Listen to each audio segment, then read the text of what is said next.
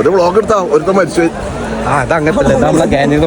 പോലീസിലും നിയമപരമായിട്ട് പോകേണ്ട കേസ് ആ വ്യക്തിയുടെ വീഡിയോ സോഷ്യൽ മീഡിയയിൽ ഇട്ടിക്കാണ്ട് റീച്ച് ആക്കാനുമായിട്ട് കാട്ടിപ്പാണ് ആ പമ്പർന്നോളൂ. ഞാനും ഷാമിലും ഷെബീനും കൂടി നടന്നു പോകുമ്പോഴാണ് ഇങ്ങനെ പറഞ്ഞത്. അപ്പൊ നിങ്ങൾക്ക് മനസ്സിലായി സംഭവം എങ്ങനെയാണ്. അതിനെ കുറിച്ച് നമുക്ക് പിന്നെ സംസാരിക്കാം. നമുക്ക് വിഷയത്തിൽ ഞാൻ പഠിക്കുന്ന കൊണ്ടോട്ടി EMA കോളേജിലെ സ്റ്റുഡൻസിന്റെ പരാതിയായി നമ്മളെ പാണക്കാട് തറവാട്ടിലെ ബഷീർ ശബ്ദങ്ങളാണ് കുട്ടികളിലേക്ക് ഈ ഒരു ക്യാൻറ്റീൻ ഉദ്ഘാടനം ചെയ്തത്. EMA കുടുംബത്തിലെ എല്ലാ നേതാക്കന്മാരും ഉണ്ടായിരുന്നു ഈ ക്യാൻറ്റീൻ നമ്മൾ കോളേജിലും അതിന് സമർപ്പിക്കാനും. മുൻ മന്ത്രി അബ്ദുൾ റബ്ബ്, AP Majeed MLA, Basheer Sahib MLA, Bapu Sahib, നമ്മളെ പ്രിൻസിപ്പാളും പിന്നെ അമീദ് മാസ്റ്റർ ഒക്കെ ഉണ്ട്. കോളേജത്തെ ടീച്ചേഴ്സും എല്ലാവരും കൂടിക്കാണ് ചായയും കടിയൊക്കെ കുടിച്ചിട്ടുണ്ട്. നമ്മൾ വെറുതെ കാറ്റല്ലോ. അപ്പൊ നമ്മളെ കടമ്പയിലേക്ക് നടക്കുകയാണ്. ആ ചില്ലും കൂട്ടിൽ കണ്ട ഓരോ കടികളും ഓരോ പ്ലേറ്റിക്ക് വെച്ച് ബില്ലടിച്ച് ഞാൻ തട്ടിലല്ല പ്ലേറ്റിൽ കൊണ്ടുവന്ന് കണ്ട് അതിന് ചിക്കൻ റോൾ എടുത്ത് നടു പുലർത്തി കഴിച്ചു. ഷാമിലാക്കും തൊള്ള വടർത്ത് കണ്ട് നല്ല പീസാക്കിയാണ്ട് തൊള്ളേക്കിട്ട് തിന്നു. ഇത് നമ്മളെ ആസ്ത പമ്പറന്നോളൂ. പരിപ്പ് വടർത്ത് 2 കഷ്ണാക്കി കഴിക്കണുണ്ടില്ല. ഇത് മറ്റൊരു പമ്പറന്നോള്. ഓൾക്ക് ഉന്നക്കായ പറ്റൂ. അത് തിന്നുന്നുണ്ടില്ല.